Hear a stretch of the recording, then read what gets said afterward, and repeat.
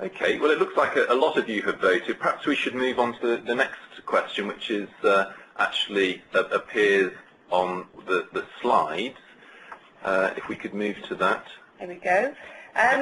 Whilst we won't have the kind of immediate satisfaction of seeing your responses, we think this is a very important question and may make you think about the issues within your firms, but could also help you look at what other firms are identifying within your sector. So what we're asking you is, what are the top 10 risks currently facing your firms? If we have sufficient responses, we will aggregate the risk types and circulate those to the participants of the webinar after today. We'd be really grateful to hear from you, and it would help firms within your sector to understand perhaps what are the key themes arising across the piece. So we hope to hear back from you on that. We can move on, David, perhaps to our third polling question? Yeah, I think that would be good. Okay, so do you document the way that you monitor, manage and mitigate the business and regulatory risks which your firm faces? I guess what we're trying to do here is we're interested in promoting better risk management as a key part of the new changes. And we want to track and understand what firms do. We want to identify best practice. So if you actually, most of you said that you look at risk, but do you go to the next stage? It's looking as though the balance is probably in the other direction this time. So maybe slightly more firms are not quite as far forward with the documentation, monitoring and managing than we might have expected from the answers to the first question. Just out of interest, we spoke to some very large firms a few weeks ago, and only 50% of the very large firms use risk registers at the moment. So there's learning and improvement for all of us, I think. A lot of people have voted, so I think that's a helpful indication. Shall we move on? Yes, that was very helpful for me, and I hope that will stimulate some debate and discussions at your firms. Moving on back to the slides, we can look at the pilot itself and on what it involves. We want to work with a wide range of firms. The profession is so diverse, and we want to make sure that in testing the hypothesis that David has already set out about using relationship management as a dedicated form of supervision, and whether it's ever proportionate and effective use of our resources, that we test that against as many different types of firms as we possibly can. And in order to do that, we're looking at a range of firms across the piece, but we're only being able to pick something like 15 to 18 firms in the pilot. And you can cut and slice the profession in many different ways, and we're hoping to tick as many of those boxes as we possibly can. We've had an excellent response rate to people wanting to be in the pilot, so we have a large pot to choose from, and we're looking at a range of firms that will encompass the end of the market, that's the city, corporate, large, that end of the market, right down to the small sole practitioners, small firms, taking on board what David said earlier, niche firms, and, for example, BME firms, firms that are regionally, geographically spread out so that we're catching those issues that sit with perhaps more rural firms. As you can see, we've got our work cut out for us in choosing that spectrum of firms in the 15 to 18 firms. We have launched the first wave of the pilot with 6 firms, and they included a global firm, but also included the smaller end, a sole practitioner. We also had in there a BME 7-partner firm based in the Midlands. So we are beginning to capture the range that we need, and we're very pleased with that. What will it mean for the firms, and what will they have to provide us with? And we recognise that in order to understand the firms, we need to get more information about them. So we'll be asking them for details, for example, about their governance and structures, their controls and supervision. And that can include details about any bespoke operations, procedures, or practices that they might have. And it's not just about us getting that information from firms, but about what the firm wants to bring to the table. They might have issues that they want to raise, risks that they want to have discussed. So we'll be asking firms to bring things to the table not just a question of us coming in and asking for information from them. And that will give us a better view of what the risks are within that firm. Inevitably, all of this will take time and commitment both from ourselves and from the firms. We're not going to be prescriptive about what each firm should provide, and a lot of that will be driven by the shape and size of the firm and the risks we see within that firm. But in any event, we anticipate that we would have some form of monthly contact with key members of that firm. We are, as I said, into the pilot. We've launched our first wave and are on the cusp of launching our second wave. The running time is from October through to July, and hopefully give us sufficient time to work with the firms to understand how this relationship will actually work. And we've already started that engagement process and have found some really interesting points from the firms that we've met with that perhaps we wouldn't have gathered from a distance if we weren't interacting with them in this way. So we're already learning quite a bit from that pilot first wave. And I'm going to hand you back to David now to look at how a risk register might work within your firm. Okay, thanks, Akitra. Now, some of you may be familiar with risk registers, others not. This is a very simple model and really just included for illustrative purposes.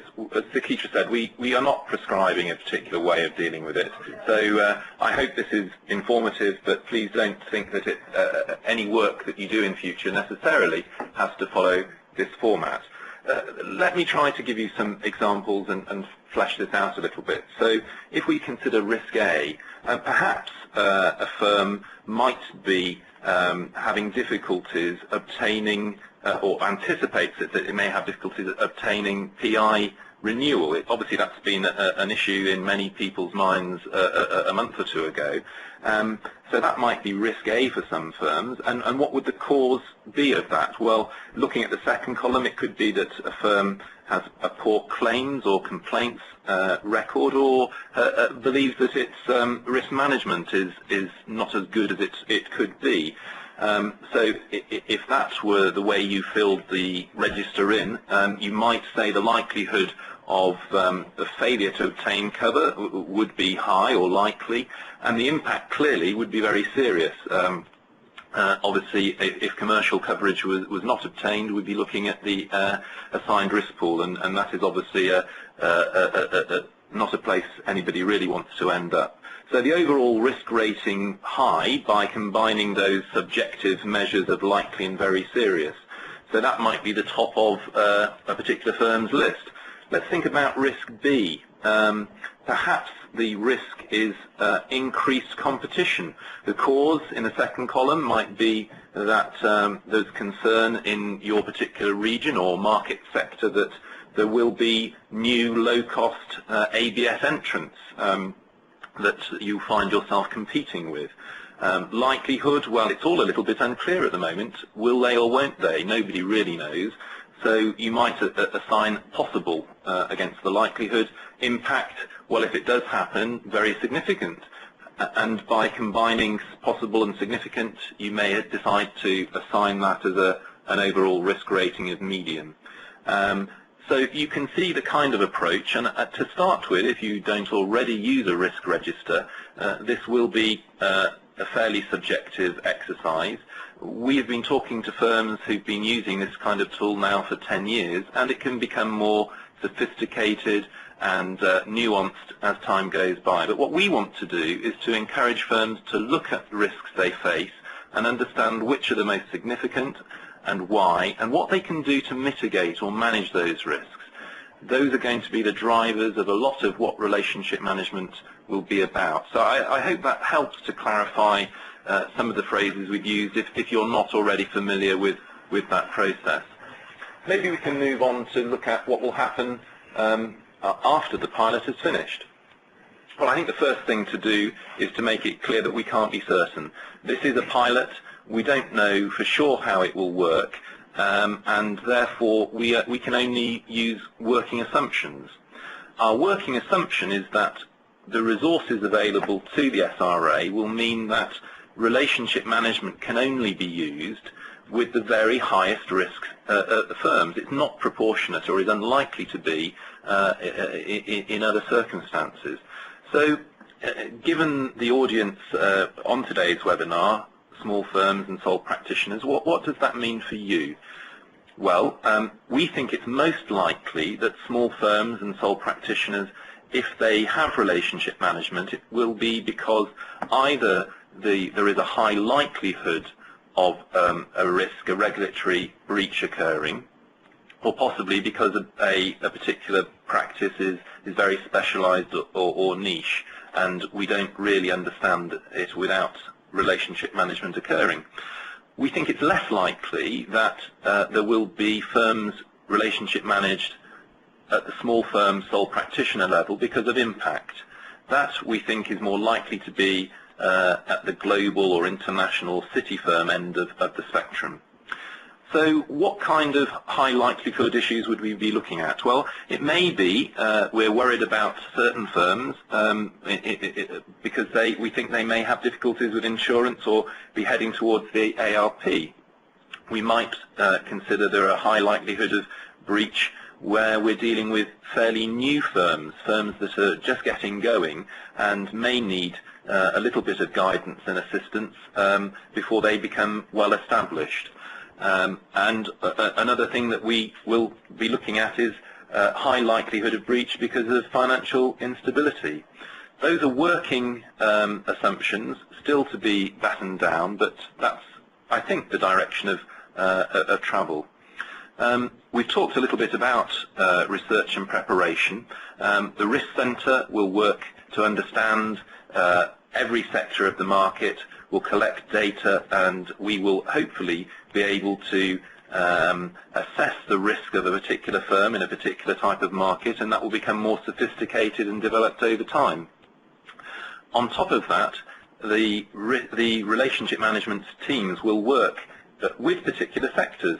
So there will be, if the pilot is successful and this type of supervision goes ahead, there will be a team that looks specifically at sole practitioners or small firms, understands the risk they face, understand the drivers in the market, and they will gather information about these issues, and we hope there will be positive feedback, and their knowledge and ability in the area will grow over time.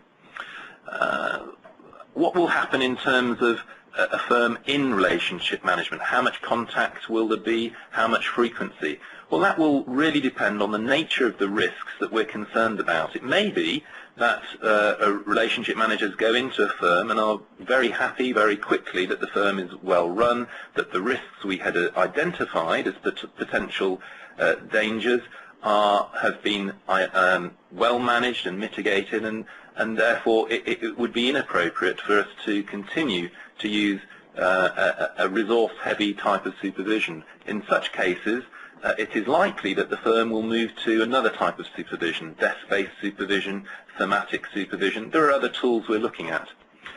Where, however, we go into a firm and we are concerned that there are many issues to deal with, relationship management might last for a period of time, and it would be reassessed periodically. So there are different scenarios, and it is not necessarily the case that every firm relationship managed will have a 6 or 8 month period in that type of supervision. A couple more points on the slide. Guidance. We don't expect you to find your way to this type of supervision without some sort of assistance, and in the next 8-9 months we plan to communicate as effectively as possible to help you make the transition towards different forms of supervision. So I guess the message is watch this space. And part of that process is giving you feedback on the pilot. And that may come in 2 or 3 different forms. We will put frequently asked questions and hopefully good answers to them on our website. We plan to give updates on the pilot by email to those who are interested in receiving them, and we envisage that if well received, there may be room for more webinars specifically focused on this issue for your market sector. So that's, I think, all I can say at the moment on that. But what about throwing the floor open for a few questions? Oh, we've